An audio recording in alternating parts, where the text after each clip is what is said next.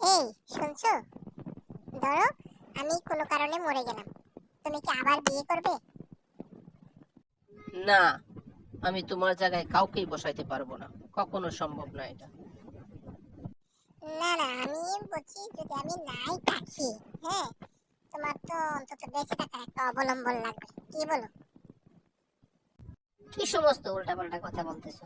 তুমি যাই বলো না কেন, এটা কোনো হবে না। আর আমার দ্বারা এটা সম্ভব না কোনো অবস্থাতেই না। বলছি কি, তবু যদি প্রয়োজন হয় বলো না। বাদ দাও তো এসব, আমি তোমাকে ছাড়া কোনো কিছু চিন্তাও করি না। রাখো, কি সমস্ত কথা বলতেছো।